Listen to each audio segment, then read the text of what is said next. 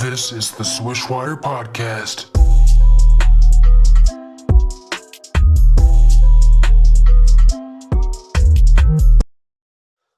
Welcome to the SwishWire podcast. We are deep into our March Madness mania, and I am joined today by the fellows, by Justin, Jay, and Grizz. But we are also joined by a guy who is about to make his NCAA tournament debut for Liberty, a grad transfer who is all too familiar with winning and stepped right in, helped the Flames continue their dominance of the Atlantic Sun by dropping in 10 points and 4 assists a night. I'm talking about Mr. Chris Parker himself. Chris, we appreciate you joining us during such a busy week. Welcome to SwishWire. Oh, yes, sir. No problem. Thanks for having me on. So I'm going to get you started right away. I love asking this question. A lot of players have this moment where something clicks for them and they realize, damn, I can play this game. I'm meant to play this game. Did you ever have a moment like that, a specific play or anything? I'd probably say when I was younger.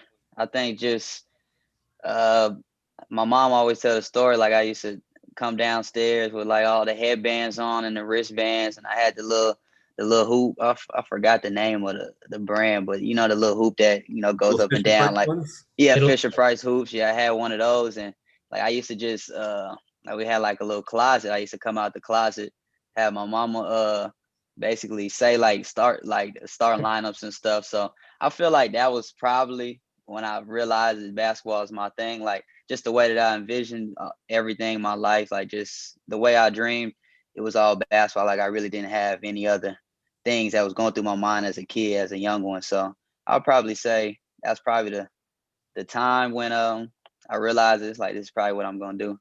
Been ready for this thing all of your life. Nice. That early, getting into it that much, that's crazy. Oh yeah, for sure.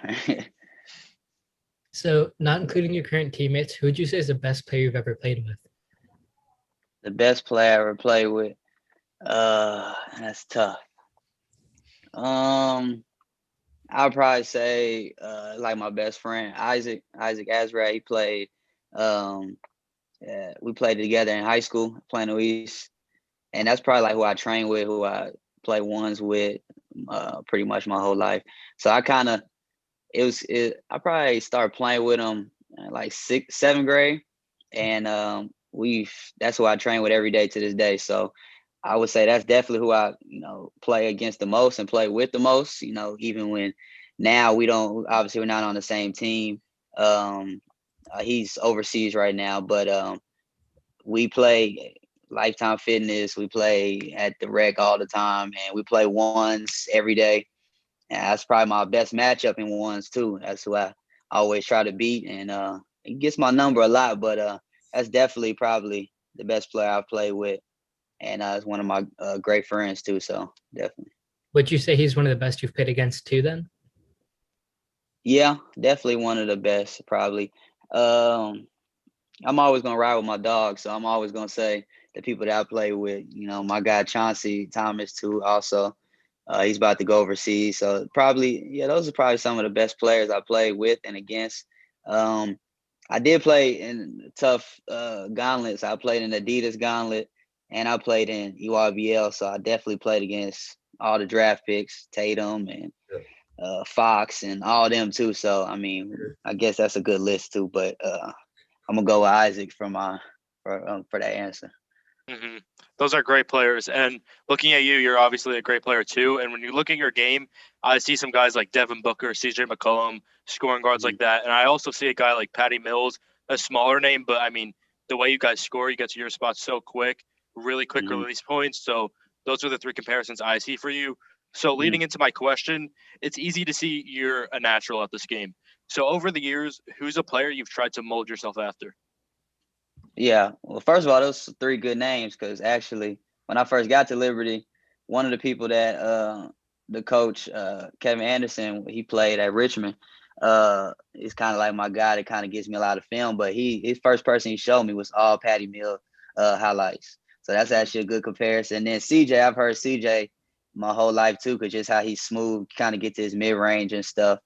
D-Book, I'll take that one. D-Book's cold, so, I'll take that one too. But I would say definitely those players. And then I would say I'm big on watching. I watch a lot of highlights, like a lot of like before my games, people always ask me who I watch. I watch Kyrie and a little bit of Steph, but Dame and I I really been liking Dennis Schroeder's game lately. I feel like my game kind of from last year compared to this year is a little bit different. I've probably taken like 5 or 6 less shots a game. So I feel like Schroeder's a good person that I kind of look at because he playing with AD and Bron. So it's like he has to take less shots. He probably could be scoring a lot more. So I kind of see myself like that a little bit. And then my favorite player of all time is Chris Paul, CP. I go by Lil CP. So I grew up playing, and my dad coached him. So I grew up, around him. So that's definitely one player that I also mold my game after. But if I had to say who I would want to play like, it'd be Kyrie. That's one of my favorite players too. He's just the way he can play, just the way he can score. Not that tall, obviously not one of the bigger guards or as athletic as most people. So just kind of players that kind of play under the rim, and maybe Tony Parker a little bit too. But those are some players for sure. I see all those comparisons in you too, just like breaking down defenders, getting buckets. I mean, Chris Paul, getting to his spots, like that's what you're so good at that. And Kyrie just breaking down the defender. Schroeder I really like too. So I see all those guys in you. Yeah, I was gonna come in and say like Bradley Beal, but I think you deserve more defensive props. So I'd say like Bradley Beal. Yeah. Even though you're more point guard, I see you as like a combo guard. So I could easily see like one of those two that can like score, play make, defend a little bit. Yeah, I didn't play point guard till I got to college. I played shooting guard my whole career pretty much. I have the height of a point guard, so I just feel like I have the skill set to do it. But when I was in high school, I played when I was talking about Chauncey, that was my point guard. And like to this day, he always joke and say like I'm never reach my full potential unless he's on the court with me, which is kind of true because I get to just be myself. Like I'm used to playing with him and I get to score more. But I just kind of do the role that they need me to do. So do you have a preferred position or is it just whatever the team needs? Nah, kind of just what the team needs. I consider myself just a hooper. Like no matter what they kind of need me to do, I can do it. Like they said, my teammates used to joke with me last year that I ain't really pass. I score more. So now they're looking at me now passing like one of the top assist people in the conference. And they're like, dang, we wish we had him last year. But I just kind of do whatever the team needs. Star on your role. I love to hear that. Yes, sir. I was going to say, with all the guys we just mentioned, the most underrated part about all of their games, in my opinion, is playmaking. And watching you play now, that's definitely the most underrated part and most underappreciated part of your game coming from a viewer. What would you say is the most underappreciated part of your game? Would it be playmaking or would it be something else? I feel like one thing that I probably bring in the game that's not as noticed probably is kind of like just people that's are comfortable with me. Like I feel like I bring like a sense of comfort on the court when I play with people, like kind of poised. Like a lot of my coach always jokes say I'm too cool. Like I don't really get sped up too much or like I don't really get too high or too low. So I think that's one thing I bring to the team and to pretty much all my teams I play for. So your dad has had coaching stops in Dallas, NOLA, USC, and Bowling Green, and also more. What was it like being raised by a guy like him that's had all this coaching experience? It was great. This is definitely a big blessing in my life because he's definitely, I would say, he's the best coach I've ever had. He's also my biggest critic. Like it's nothing. I can't really go to him and complain. Like a lot of people can go to their parents and complain about a situation, like with a coach or something throughout my career. He's never really had my side on that, like, cause he's a coach. So he's gonna, at the end of the day, he's gonna be like, yeah, the coach is kind of right. Like he's gonna go with the coach most of the time. Cause just giving the benefit of doubt since they're the coach. But now it's definitely been a blessing having him in my life. He's been overseas the last like 6 years, which has been a little it's probably longer than that since I was in middle school on and off overseas. But so it's been a little tough, being away from him, especially for me and my little sister. But I think that he calls us every day, watches every game. So just having him in my corner is a big plus. Did he follow up a little bit? Sorry, did he ever coach you growing up, like AU teams or rec or any of that stuff? Yeah, he did. Before like middle school, he's not really a trainer, but he trained me and my friends. Like he trained me, Isaac, Chauncey, my little sister. throughout my whole life. So I've been training with him, and then he coached AAU. Like he coached a couple of my AAU teams. Like he wasn't like the main coach. Like, but he's had a couple summers where he's filled in. Like he's not doing anything, so he'll coach the team for like 2 months. So like one time he took us to nationals. I think we had a pretty good team. It was Team Texas. I think one player y'all might know is Marquise Bolden. Yeah. He had played at Duke, and I think he's with the Cavs now. So, like, yeah, he coached that team. So he's coached me a little bit. He doesn't like coaching little kids, so he didn't coach me growing up too much. And mostly when it's like middle school, he don't like coaching little kids that much. So when you get used to those pro guys, it's a little it's a step down. He not for 5 foot centers versus 7 foot centers. Yeah, he don't have much patience either. He don't really care. He's an old head now, so he's not really bothered about too much. So Yeah, so it's obvious that your father had a huge impact on your playing career, and now you're a D1 athlete, so that speaks volumes. But before this, you were a D2 athlete at Henderson State, and to end off your career there, you secured the conference championship. You won the tournament MVP, and had it not been canceled, you would have had a spot in the NCAA tournament. So what does it mean to finish off your D2 career on such a high note? That means everything. Like, I think it just came into the program. My first year, we were just like kind of 500. And then my second year, I call it like all my dogs came with me, like Mike, Rail, CO, and like we had a lot of more players. And I think my second year, we had the most talented team. I always compared our team to like the Celtics when they had Kyrie. Like it's a really talented team, but like we just didn't gel together yet. A lot of people wanted their own shots, wanted this and that. We had 8 different best players, so we did good that year, but we weren't champions like the next year. But I think that last year, like just doing that 3 years there, I think it was great because at the end of the day we won a championship, which we all felt we could do, but at the same time we just knew we had to buy in, and everybody ended up buying in. So we really didn't buy in till towards the end, to be honest. But we started clicking at the right time. We had a good year, but like I think when everybody realized we really wanted to do this and do that, that's that championship, the tournament, everybody bought in. So were you ever like frustrated at you guys? Oh yeah, for sure. I definitely was frustrated. Everybody that's in my corner, like that I talked to, knows how frustrated I was. Like, especially my sophomore year, like, cause I had a pretty good freshman year. Like I was taking a lot of shots, probably averaged close to 15. And my sophomore year only averaged like 12. My shots was going down, and I just didn't find my place, as much with all the new players. But I think that sophomore year really kind of helped me grow my game, because I think I was more of a volume shooter going into that, like from high school, and like I went to prep school, like it's all kind of volume shooting. But I learned that like I had to be efficient. Like I'm gonna be playing with good teams and good players. Like I'm not gonna be able to take 15 shots, 16 shots every game to get my 18 points or something. So I realized that that's a point of emphasis. So going into my junior year, I feel like that was like my best year, or best summer training, just trying to get right to become more efficient. So I definitely was frustrated at times. Well, I mean, it definitely obviously paid off on that junior year, that third year. That's what championship teams are. Great talented teams who buy in at the right time and in the right roles. And, you guys finished off with that championship. And not to bring the mood down at all, talk about a championship and the MVP, but right after you won the title game, you had to fly home for your grandmother's funeral. And I remember reading that you were able to give your mom the MVP in honor of your grandmother. What did that mean to you to be able to do that for her?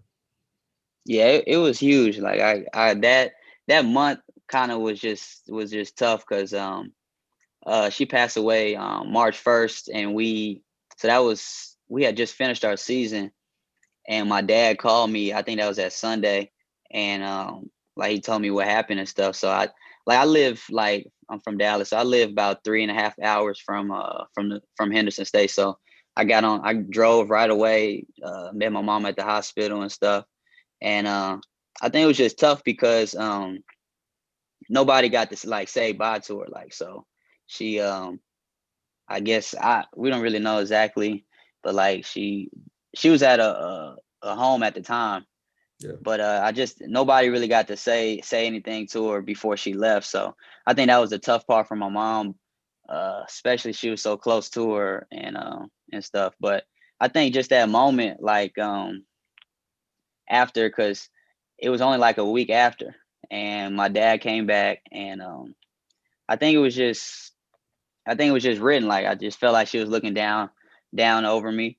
And like I said the other day, like I told on my Instagram post, I was like, I won you 2 championships in 2 years, grandma. So like I feel like even though she left and she lived a great life, but I think that she's looking over me, like, and guiding me, along with God in this path, because like I've had none but success since she's passed away. And I think just having that moment with my mom was huge. I got a little emotional, obviously, but like it was a great moment because I'm really a mama's boy. Like that's everybody knows that. So like the relationship I have with my mom is really big. So when I see her hurting, or when I see something's bothering her, it really affects me too. So that moment was special for sure, and I definitely prize that possession a lot, because that championship, like I gave her the all tournament MVP trophy. I haven't seen it since, but I gave it to her and she appreciated it, and it was a good moment. I mean, to do it for her, like that's just perfect. I mean, I'm thinking about a moment in Chris Paul's high school career, I believe, and someone passed away, and then he just dropped 61 that same day. I mean, like, you used it as his motivation. grandfather. You didn't let it tear you down. You used it as motivation, and I mean, it's a really, really tough time. But I mean, and we're all sorry about your loss. But I mean, like, it's amazing how you handled it. Yeah, for sure. I appreciate that. So your career at Henderson State was great, but you decided after 3 great years there to transfer over to Liberty. What went into that decision, and why did you choose Liberty? I think it had a little bit to do with my grandma passing. Like just looking back, like I didn't really come into the year thinking I was gonna leave or anything. It's just after like seeing, like, you got to cherish every moment, kind of just live life. I felt like I had a lot to prove still. Like after I won the championship, I felt like I accomplished what I needed to accomplish at that level. And like I always say in the back of my head, like, if I don't have any regrets, so like I don't want to be 32 and be like, oh, I could have did this at this level too, at the Division I level. So like if I knew I had the opportunity, I had a good season, good kind of career at Henderson. So I felt like I had the opportunity to go play somewhere else, because I know my talents and I know kind of what I'm capable of. But I felt like not just to prove to others, but just to myself, basically, that I can do it at this level and win at this level. And one of my biggest dreams is to play in the NCAA tournament. So grew up watching it. Obviously, Kemba is one of my favorite players. Went to the Final Four and they won. Like he's like, so that's like who that's another player. I forgot to name him, but just his tournament run with UConn and then Napier too. Like it's just what I grew up on. I always been a big UConn fan, so I always wanted to have my shot in the tournament too. So I think that was also one of the main reasons why I came to Liberty. I ain't really come to Liberty for the playing style and play a little slow and stuff. It's not my speed for sure, but I felt like this gave me the best chance to grow as a player and kind of just make it to the tournament. Like I knew that they have a winning tradition, and felt like I could learn a lot here too, like learning the pack line defense and kind of putting that under my belt can definitely help me when I become a pro. Cause I feel like I play defense, but it's always another step. Being on one of the best defensive teams in the nation, that kind of helps me, help my stock and help my brand when I try to play somewhere next year. So I think those probably the main reasons. And then coach, I think just having a relationship with a coach and just goes a long way. Like I think like if I tell anybody, like when you decide on a college, one of the main things, not really look at like location and stuff, one of the main things is like the coach, because he has your destiny basically wherever you go, that my dad always told me that the coach always has control over what you're gonna do that next day, what you're gonna do the next month. Like if he decides to wake up and say you're not gonna play, you're not gonna play. So you have to have that good relationship with a coach, and I feel like I had that with Coach McKay. So that was definitely probably the top reasons why I came to Liberty. I'm sure that when you touched down and got to this tournament, the joy that went through you is probably just like something you've never experienced before. So that's awesome now that you get to finally, achieve that goal. And you're playing a huge role in that team too, which makes it even better. Yeah, that's true. And it's funny you mentioned Kemba, another team that had such a star, and now with the NCAA tournament looming, you've got the projected number 1 pick. You've got Cade Cunningham on the opposing side. I don't think it would be a stretch to say he's probably the most talented guy you guys are going to face this year. How do you game plan for that sort of insane talent? Yeah, we've been answering this question all week. We kind of say what I've been saying to everybody else, and kind of what we've been preaching in our meetings and stuff is we kind of do what we do every day. Like our defense doesn't change for anybody. Like I was saying the other day, it don't matter. We play Michael Jordan, like we still gonna run the pack line. So I think he's definitely a great player. He's probably gonna be the number 1 pick, 6'8" point guard. That's definitely a tough matchup for anybody. But I think we're just gonna come out and just do what we do and play the pack line. If he beats the pack line, he beats the pack line. It's a tough defense to beat, but we trust our defense, and it's not really just like an individual matchup. We feel like it's a team matchup. Like obviously we had a defensive player of the year, and Elijah, and a lot of people is kind of pinning it like our defensive player of the year versus number 1 pick. But what we're preaching is it's all 5 of us. Like he gotta go against all 5 of us, because I play against the pack every day in practice, and it's tough to score in the pack. I don't like playing against it, so it's definitely a different defense that a lot of people haven't went against. So hopefully it messes his game up a little bit, because he is a pretty good player. Yeah, I mean the pack line is perfectly suited for him. It packs the paint on him. It's not going to create a lot of driving lanes for him. It's going to make him very uncomfortable. Yeah. This is the 3rd straight year that Liberty's won the Atlantic Sun Conference tournament and made it to the NCAA tournament. Last year, unfortunately, was shut down with the pandemic and all that. But in 2019, Liberty had some success and made it to the round of 32, upsetting Mississippi State. What gives you guys belief that you guys can pull off some upsets and have similar success and maybe even more in this year's tournament?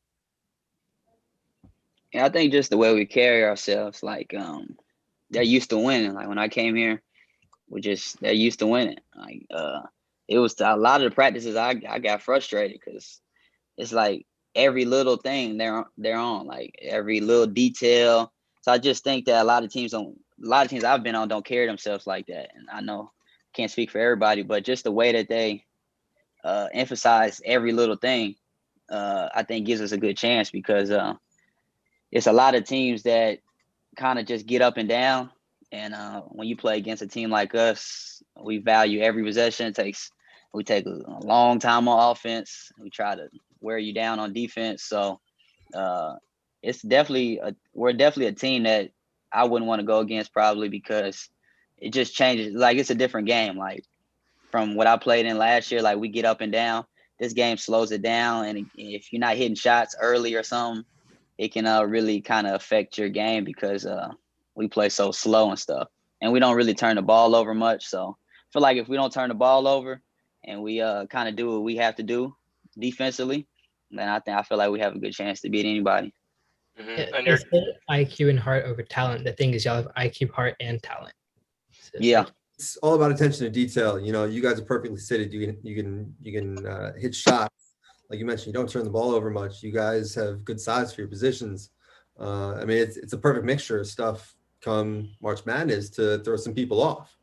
Yeah, for sure. Especially in this year, not everyone got to play all their games. A lot of teams aren't going to have a full 30-game schedule to look at teams and see what's there. Mm-hmm.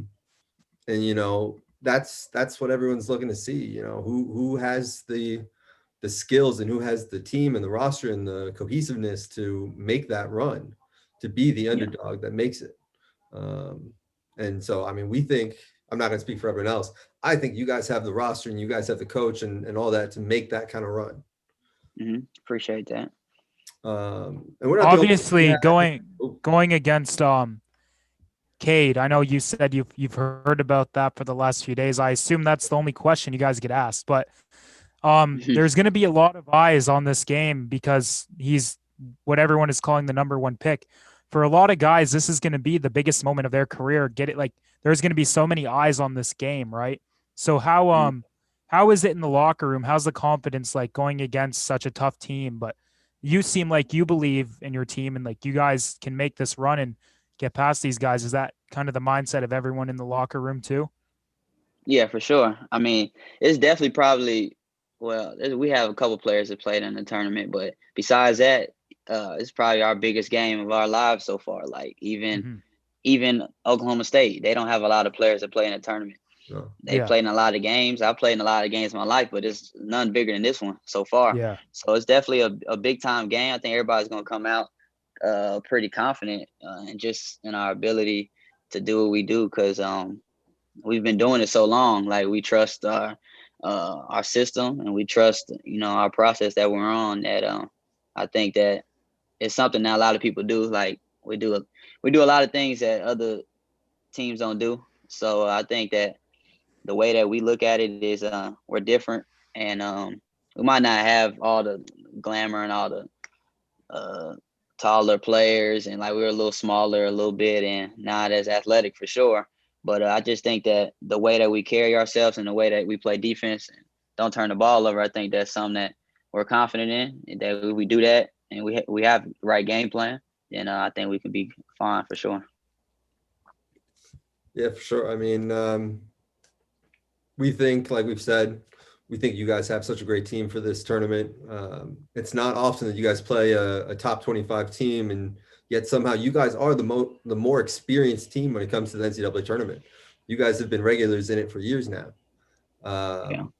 And so we had all these questions for you guys, for you about you and your team, but we're not the only ones with some questions. We actually have some fan questions for you as well. Grizz, you want to take it off? Yeah. So my dear win 515 asks, what's the biggest challenge from transitioning from D2 to D1? For me, the biggest challenge was, personally, my biggest challenge was the game speed. Like I'm used to playing in transition. I score a lot of points in transition and I used to playing fast and I had to the game was slow here so that was my biggest adjustment. But I think probably from D1 to D2, I just think just being even more efficient. Like I really personally do not think, like I think probably the high majors, which we played earlier, but I've told everybody, even my D2 teammates, like it's not a big difference like between the players. Like especially I think guard wise, I think Division II basketball, nobody really knows it because I didn't know it going in. Everybody that comes to Division II basketball is like, it's not, and you think you're just gonna come in and kill, but it's some really talented players. Like, and I can definitely say I played against a lot better players sometimes in Division II games than I did this year. That's not a knock to no players here, but it's just saying that at the level, in the conference and stuff, it's not that big of a gap from like the top D2 teams and players. So, but it's still an adjustment, I think, just because I think maybe the players are a little bit bigger, especially at the high major at each position. But besides that, I don't. It's not too big of a difference. Yeah, because although it is like obviously talented based, I feel like transitioning from high school to college, it's more based on the scouts. That's why you have people like Duncan Robinson that go under the radar, and now he's like shining on the Heat. Yeah, for sure. I agree. So Sean Kearns asked what your best memory is from senior year. Best memory from senior. I'm not sure if he means high school but I mean, you could do with that as you want. Okay, I'll do high school and college. I think my high school was I just winning the championship, won a district championship with all my brothers. Like you never really get to play with all your childhood friends past high school much, but so just playing with all them, cutting down the nets, Chauncey, Devin, all my dogs out there in Plano. I say that's probably my biggest probably experience. And my grandma was there. I think my dad was there. Like now, a lot of times is my whole family come to watch me at one time, especially with my dad being out the country. But I think probably that was it because everybody was there and just cheering for me. That's probably because I'm a big family person. So whenever my whole family comes to the games, that's probably my biggest time for me. And I say for college, I would say probably winning the championship again. But I would say winning the first championship, the regular season, because that was a big game. I felt like that game was more fun than kind of the championship game, just because we haven't played the team before. We played Bellarmine. It was like a lot more fans there. We played at I think it's Freedom Hall in Louisville, but big arena, and it was just ESPN championship game. So I feel like that game, winning that on TV, my sister was there and brother-in-law. So I think that's probably my best experience for my senior year this year. Speaking of Chauncey, he actually wrote in. He said, ask him about Chauncey Thomas. He's a big time player. Ask how ready he is for me. Oh, wow. See, yeah. Well, I was just talking to him on the game, actually. Yeah, Chauncey's a good player. But if you type in my name and Chauncey's name on YouTube, you can see who's a better player because we got a lot of highlights on there of me, playing them in ones, whooping up on them. But that's my dog for sure. He's probably that's the best point guard I ever played with. I'm a point guard, but I feel like that's the best point guard I ever played with. He just does everything for you on the court, kind of like a Rondo type player. And if he really wanted to, he could be even better than he was. Sometimes he's chilling, but that was my dog. I always worked out with him too. Like we used to go in the morning, my senior year, every morning like 6 a.m. So that's my dog. He's actually coming to the tournament. Supposed to drive up, so everybody's supposed to kind of make it. Got a lot of tickets, so it should be fun. Nice. But you were always better than him, right? Yeah, always. When I first got there to Plano East, he wanted to be my friend, and I kind of took him under my arm a little bit. That's kind of like my little bro. We got the same birthday. We like 5 days apart, or 10 days apart, I think. No, is it? No, we 2 days apart. I don't even know. Yeah, we 2 days apart, but he's 2 days older than me. But that's kind of like little bro to me, So, but that's my guy for sure. Mm-hmm. Jenna nicely asks if there's been something you didn't expect from playing at a D1 school. Yes, definitely. The food. That's one thing I didn't expect.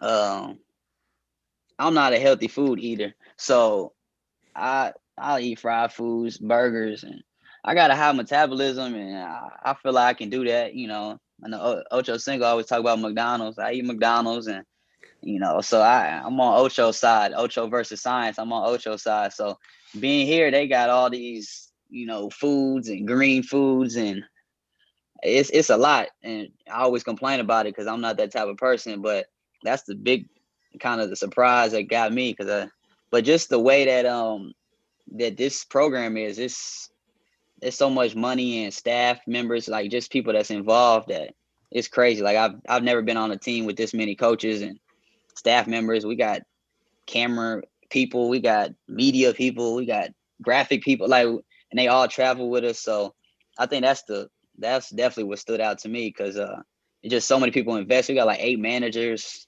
Everybody travels. I've never had worked out by myself and had 5 people rebounding for me. So I think that's probably the biggest thing at this level that I didn't get my whole career. So Jalen Leftwich asks if you knew you were a D1 caliber athlete while playing D2. Did I know I was a D1 what player, you said?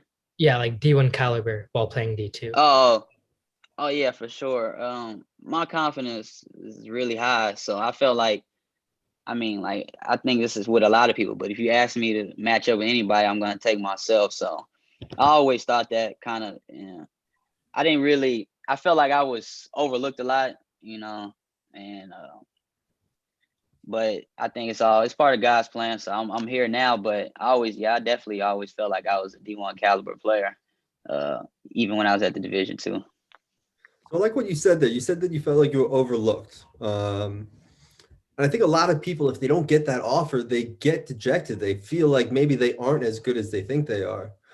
Seeing that confidence and keeping it is a huge thing. That I think, like you said, you're a pure hooper. I think a lot of people lose sight of that. But you got to put the work in, and that brings us to some of our training questions. Like, I'm curious, you've proved over the last 4 years that shooting is your forte. You've never shot below 36% from three. You dropped in 37% this year from behind the arc. What are some things that you did early on to develop as a shooter when you were like trying to figure it out? Probably. I think, the one thing my dad always, I have a lot of sayings from him, but one thing he told me was, you can't be a small guard and not be able to shoot. Like, look in the NBA, it's not many small guards that's in the league still and can't shoot. Like, you have to be able to shoot. So that's one thing that he kind of envisioned, and he put into my life early. But I think I first started ball handling actually, because that's all I used to do was he's had me doing ball handling in the hallway. So that's where I first got a handle first, and I actually got the shot not till like kind of going into high school. I was kind of playing like Tony Parker a lot, just dribbling. Yeah, like out there like hot sauce or something. But I really started shooting a lot probably my freshman year. I actually lived with my dad in overseas in Bahrain. And basically that was like my first year, because obviously you go through middle school and stuff, you kind of have friends in school. And I kind of really had a good work ethic, but kind of when I like kind of got separated from my dad is when I kind of developed my own work ethic, because a lot of times I would just go to the gym because I had to. Like he's saying, let's go to the gym. But going into like my 9th grade, 10th grade year, probably like 8th grade, is when I developed my own work ethic. And I think that's what kind of separated me. Like I shoot a lot of shots like every day. Like that's one thing I always feel like I might not be like the most talented or most athletic, but when I go into a game, I feel like I've gotten more shots up to anybody I've gone against. Because like I shoot a lot of shots. Like my normal will probably be like 500 to 600 throughout the season. But like during the summer, we do 3 workouts a day during the summer for the last 4 years. So, and one of them is a full shooting workout. So I would say shooting, especially how the game is now, you have to work on that. Like, yeah. And when I have my son, he's gonna be shooting. Not too early, because they can't really shoot. It's not they gonna develop a bad form. But like once you get to that age, probably like around middle school, high school, you got to focus on shooting. Yeah. So when did playmaking come into the picture? I feel like my feel for the game is just kind of natural. Like I feel like I do it when it's needed. Like my teammates always joke, I used to just try to score more last year than I do here, because I have to play make more here. It's like it's less playmakers here, so I have to do more for my teammates. Like last year, Henderson, I had a lot more playmakers. Like my 4-man, Mike, he's passing just as much as me. My 3-man pass, like everybody was more playmakers, so I didn't have to do it as much. But I think I've had playmaking for a while. I've always just joked with them that I could pass. I just don't pass. I didn't choose to pass. So I feel like I always kind of had that. Just being around my dad and like Chris Paul, he coached Steve Nash. Like my dad's always been the point guard coach, like everywhere he's went. So he's always been with the point guard. So just learning from him. I used to watch film with him, kind of just looking at reads and stuff. I just feel like my knowledge of the game kind of turned me into a playmaker. So this next question is something we like to ask everyone, because everyone has different ways of getting to where they are, whether it's D1 basketball or top recruited in high school. Everyone has a different way. So what would you say is the best piece of advice you've received about your game that you think someone else could benefit from hearing as well? Probably my guy DeMarcus Hollins. He played at Texas. I trained with him a lot. I think he's overseas. I think in Germany right now. He playing the G League and stuff. But he told me I think like a year ago, and this is one thing I've been telling a lot of people, is he was like, he's a mediocre player when he's not aggressive. And I feel like that's something that I struggle with throughout my career. Like, I feel like I could have had a lot better games, a lot better, just scoring games too. If I was aggressive the whole game. Like, a lot of times my coolness, like my like composure, like I'm just chilling, kind of gets me out the game. Like, I'll just kind of be out there chilling. So I think that being aggressive at all times, not just to score, but like just being aggressive, always looking to make a play, kind of, I think, is probably the best advice. Because when he made a good point, like when I'm not aggressive, I'm just a mediocre player. I'm just out there. I'm just kind of wasting space. So that's probably some of the best advice I've heard. Because there's a lot of players I see on every level that they're aggressive when they have the ball, but I mean, on defense, they're not as aggressive. Off the ball, they're not as aggressive. So to be aggressive in every area, I mean, that's just going to put you, as you said, from mediocre to, amazing. And I mean, that's a perfect piece of advice in my opinion. So every baller has hardships. Like you said, you got frustrated with your teammates and had that Celtics-like chemistry. What would you say you do to keep yourself motivated through all those tough times? I think the main thing is I just trusting God's plan for me. Like, I feel like when you look at it, it's already kind of written. Like, how I look at it from, like, if I'm going through something, like, I feel like he knows I'm going through it. And he's probably just up there laughing at me because he knows like what's about to happen in the next week, or he knows what's going to happen the next month. So when like times get hard, I kind of lean on him and just kind of trust him. Like, it's not much you can really do when you're going through something, because it's sometimes out of your control. Like, bad things happen, and you can't. It's nothing that a human can do really. You just got to sit there and wait and try to get through. So that's probably definitely. And I probably didn't have that same mindset when I was younger. Like, when I wasn't getting the offers I wanted, I was pressing. I was like, why am I not this? Comparing, like, I have all the accolades and I'm not getting this, I'm not getting that. All my teammates getting this, getting that. And like, I didn't trust the plan at first. But like, looking back, and kind of, I'm not old, but I'm a little older. But just looking back at that, I kind of realized, like, you shouldn't. It's no need to really stress, because it's already in his hands. You're a pest on defense, and your ability to get into the passing lanes and get steals is off the charts. How did you develop those instincts? Playing maybe video games, to be honest, and just playing a lot of pickup. Like, just, I've been around basketball. Like I'm not the best. Like, probably, like, I'm not super strong. I'm quick, but I'm not like just the greatest defender. But I feel like my instincts just come from watching the game and playing the game so much. Like, I think the best way to become a better player is to actually play. I grew up playing everywhere. Like, I was 13 playing with pros. So I think just the way I was brought up, just playing games, like, basically. Like, some people, I see a lot of kids now, they just train all day, like, go to the gym, they're just training. And I like doing that now, because sometimes the level is not as good. Like, you go to the rec, I understand when you're high, like, you don't want to play with them. But like, when I was like 14, 15, I'm just out there playing. And I like to gamble a lot, so I always get steals, like, playing the passing lanes. But if I had to give advice to a young kid, you play 2K and just play play real basketball too. I think you'll see the game different. Like, because I feel like good 2K players have good defense instincts. I've seen it hand to hand with my teammates. Some that don't have good instincts, not good at 2K. So it definitely is a correlation. I don't care what nobody says. It's funny you say that, because there's definitely NBA players in the past that have like said 2K definitely helps, especially because you see it from that weird camera view where you can like see the ball. And as much as people like to hate on 2K animations, a lot of it is accurate to like what you see. So it's really helpful. I agree. I'm curious. You mentioned your father. He was always around the point guards. Specifically, you mentioned Chris Paul. You mentioned Steve Nash. When I was coming up, I was working out, doing all the Steve Nash shooting drills. Is there anything that you got from watching him work with them that you do religiously to train? Something from guys?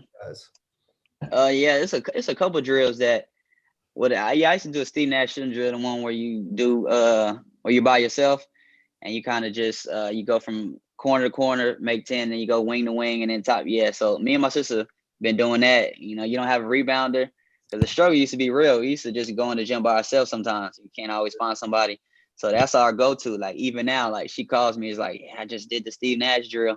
I was like, yeah, I mean, that's the struggle. I haven't had to do it in a year with all the managers and coaches we got, but that's definitely one drill I'll probably do when I go back home when you don't have somebody. But another drill I do that my dad has, I'm not really sure who he got it from, or he probably created it himself, but it's like a little drill that work on finishing. Like I feel like as a guard, your touch, he like just stands like you don't really have to have somebody, but he stands at kind of like the between the charge circle and the free throw line. You just pass it to him and you kind of loop around him, and he does like all these different finishes, floaters, inside hand, outside hand.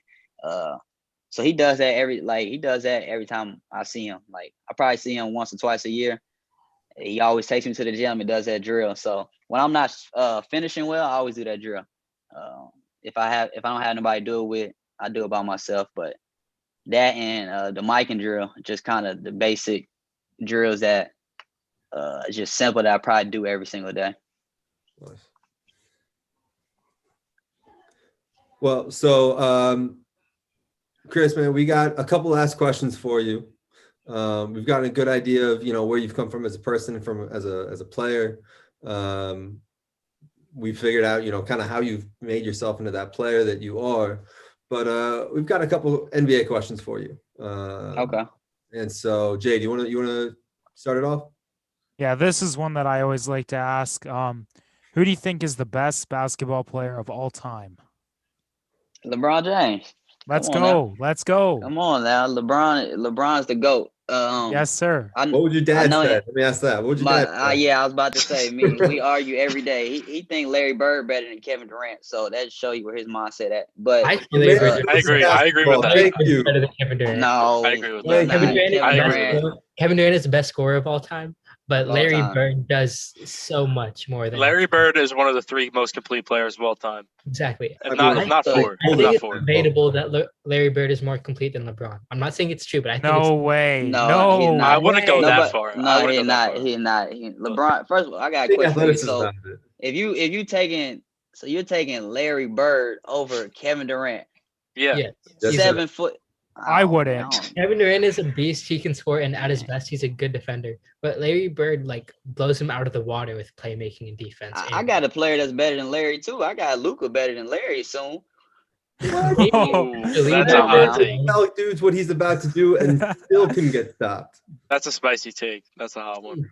Not going against nobody. That's why MJ not the GOAT. MJ is a good Let's player. Go. I know he got 6 rings, but I love this. I think MJ has the best resume, but Brown is the actual best, most talented. Yeah. I think so now in our rankings from all because we asked this question to everyone. It's just interesting to see everyone's opinion. LeBron is the winner by far, actually. I think we've had 5 different athletes say LeBron's the GOAT. We've only had one MJ. We've had a KD. We've had a KD as the GOAT. And we've had Kobe. We've had a Kobe GOAT. Yeah. Rest in peace, Kobe. Kobe. Yeah. If I had to get my top 3, top 5, I would LeBron, MJ, Kobe. That's how I would go. And I have to throw Shaq in there. And then I'm going KD. So really, I don't think KD. I don't think Kobe's top 5. Neither do I. People say that. KD is all about scoring. KD's probably a top 5 talent. KD's probably a top 5 talent. I'd say he's top 5 as a talent, but as a whole, I have to go. I have him 12 all time. 12. Yeah. Who's better than KD?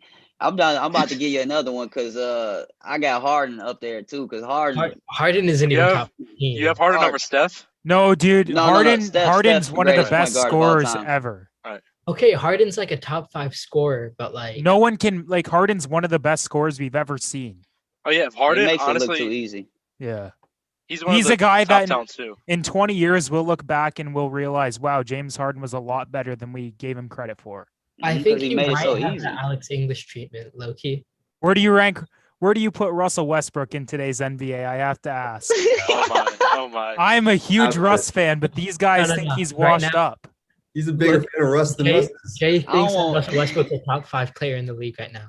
And I'm a Wizards fan. I don't even have him as a top 15 point guard. No, that's So, blasphemous. No, I agree with because Russ is. Have you been watching Russ in the play? Come on, I don't even want to get started on Russ. Russ is be moving that too on my fast. side?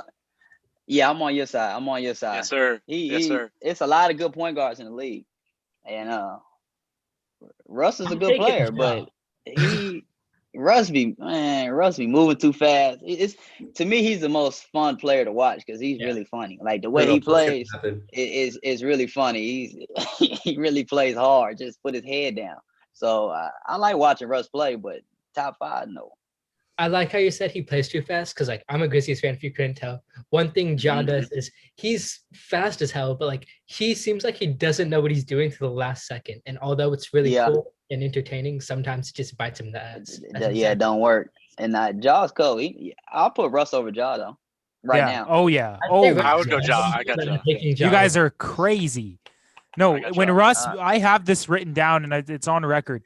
When Russ gets to the playoffs this year and beats the Nets in the first round, you guys are gonna come running back. That's not happening. He has James Russ Harden. beating the Nets in I think that could segue us into this next question. Who do you have in the finals, meeting up and winning?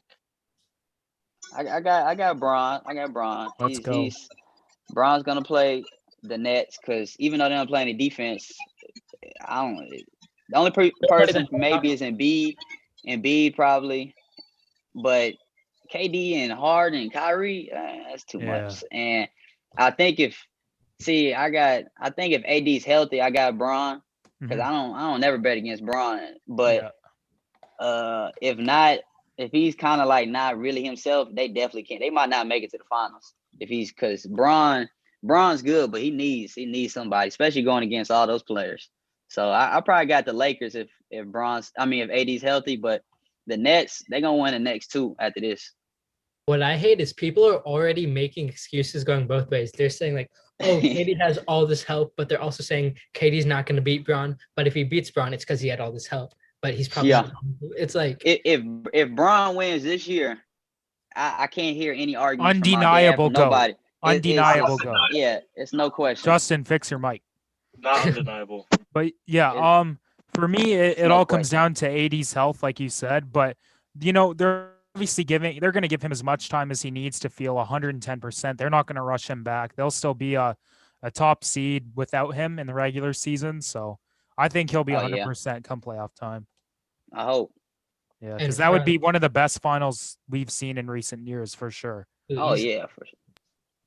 And for our last question, who do you have for MVP? We gotta give it to Bron since he got cheated last year. Yes, sir. He's been cheated multiple times. No. Yeah, he's definitely been cheated a lot. I'm tired of Giannis winning MVP.